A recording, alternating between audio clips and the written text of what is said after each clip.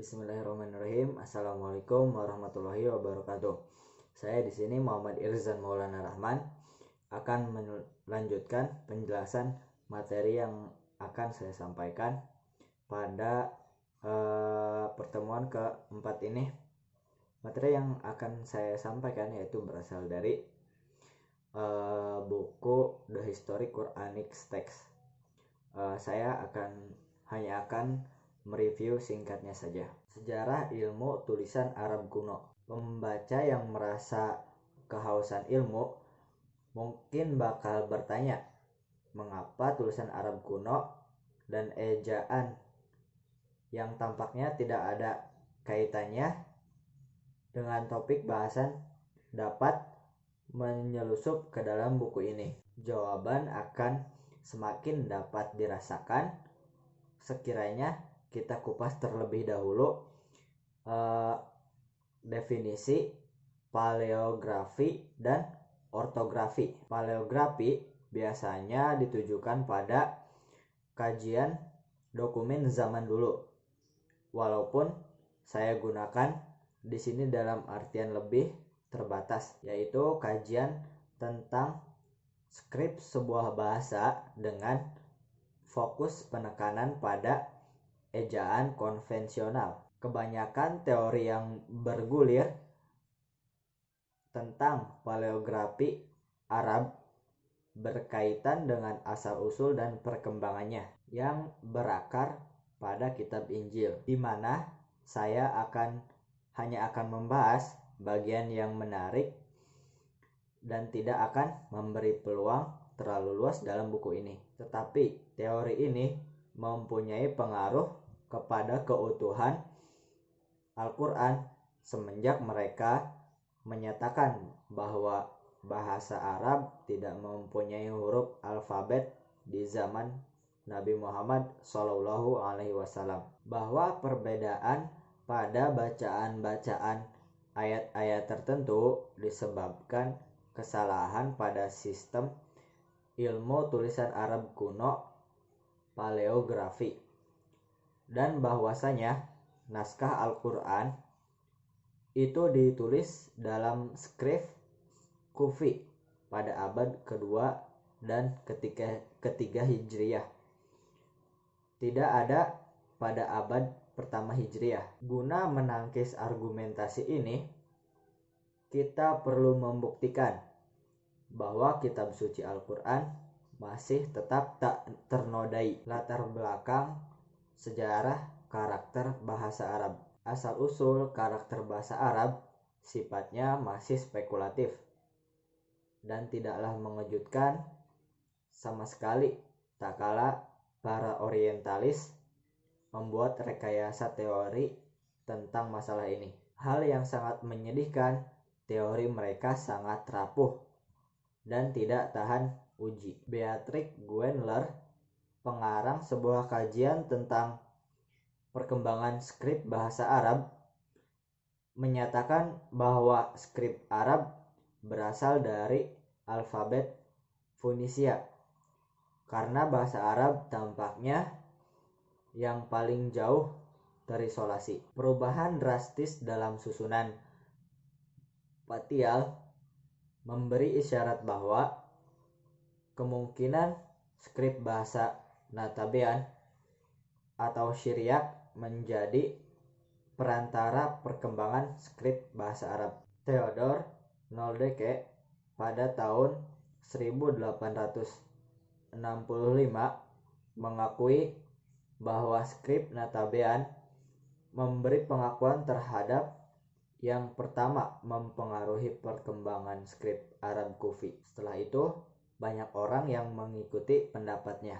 Tetapi setengah abad kemudian, kesepakatan pendapat tersebut mulai pudar ketika G. Starkey membuat teori bahwa bahasa Arab berasal dari tulisan bahasa Syriac yang berbentuk runcing. Di lain pihak, kita lihat teori Y. Khalil Anami mengatakan bahwa Hijaz adalah merupakan tempat kelahiran evolusi tulisan Arab bagian utara. bukan daerah-daerah lain termasuk Hirah. Di antara misi orientalis, ada beberapa yang beranggapan bahwa umat Islam bangsa Arab tidak memiliki sistem tulisan sejak zaman kehidupan Nabi Muhammad SAW. Kata-kata Profesor Mingana menyebut, ketololan kami tentang bahasa Arab pada awal perkembangannya sama seperti ketidaktahuan kita secara pasti apakah memiliki huruf alfabet sendiri sewaktu di Madinah maupun di Makkah. Jika bentuk tulisan itu menjelma di kedua tempat, yaitu Makkah dan Madinah, itu mesti memiliki kesamaan dengan karakter Estrangelo, contohnya Syriak atau Hebrew. Studi dokumentasi dan inskripsi Arab kuno. Garis yang samar antara bahasa Natabean dan inskripsi Arab. Di antara para ilmuwan terdapat perbedaan pandangan secara umum tentang apa yang menjadi Natabean atau inskripsi Arab. Ada sebagian ilmuwan yang menyebutkan inskripsi yang terakhir sebagai Natabean hanya melihat teman kolega yang merevisinya sebagai inskripsi Arab, dan contohnya di bawah akan dapat memberi gambaran tentang hal ini. Yang pertama, inskripsi dua bahasa Natabean dan Greek di atas batu Fihr al-Jimal bertanggalkan 250 Masehi. Chantinel, Abbot, dan Gruendler semua mengikuti pendapat Littmann yang menyebutnya sebagai inskripsi Natabean. Yang kedua, batu nisan Rakus di Madain Saleh bertanggalkan 162 Masehi setelah Bosra sesuai dengan tahun 267 Masehi. Kedua-duanya, Chantinel dan Gruendler, mencantumkan sebagai teks Natabean, walaupun akhirnya memberi pengakuan teks itu sangatlah ternilai untuk para peneliti Arab. O'Connor memaparkannya sebagai gabungan nyentrik antara Natabean dan Arab. Beliau memberi label sebagai perbatasan dialek dan Diem menganggap sebagai bagian dari Natabean Hijazi. Dalam tulisan mereka tahun 1989, Healy dan Smith dengan senang menyebut sebagai dokumentasi Arab tertua. Yang ketiga, inskripsi Imru al-Qais di Namarah, 100 km ke arah barat selatan Damaskus, tercatat 223 tahun setelah Bosra. Sedangkan Gruendler menganggapnya sebagai inskripsi Natabean. Yang lain termasuk Chantinel dan Abbot memperlakukannya sebagai inskripsi Arab. Dari sampel ini, kita berkeyakinan bahwa menentukan pembagian garis lintas pemisah antara tulisan Arab dan apa yang disebut inskripsi Natabean sangat kabur.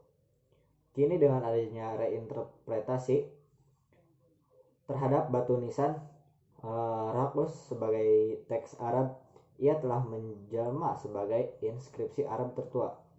Persamaan yang jelas di antara ketiga inskripsi ini adalah karena skripnya.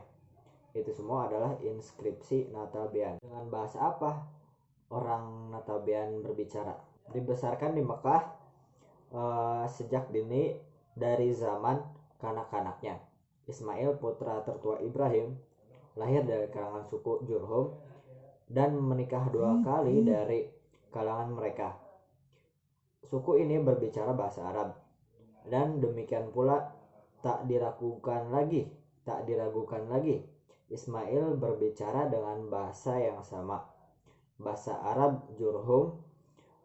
Kemungkinan kehilangan daya tarik, lalu mereka memolesnya dengan bahasa Arab Quraisy yang mendahuluinya hampir sekitar 2000 tahun.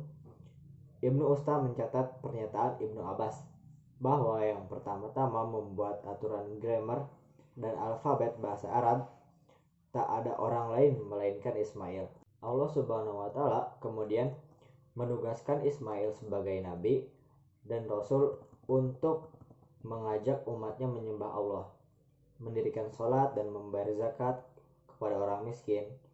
Oleh karena itu, Allah Subhanahu wa Ta'ala mengutus rasul dalam bahasa kaumnya sendiri. Maka Ismail juga sudah pasti berdakwah dalam bahasa Arab. Keturunannya diakui bahwa Nabi Ismail diberi karunia 12 putra.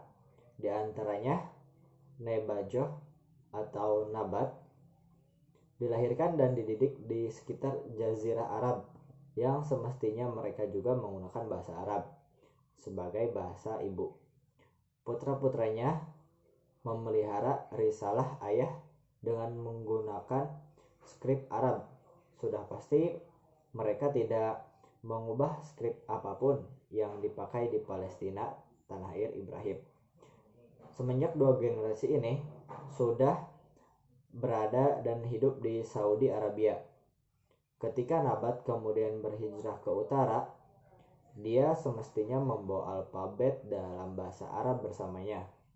Dan keturunan inilah yang akhirnya mendirikan dinasti Natabean.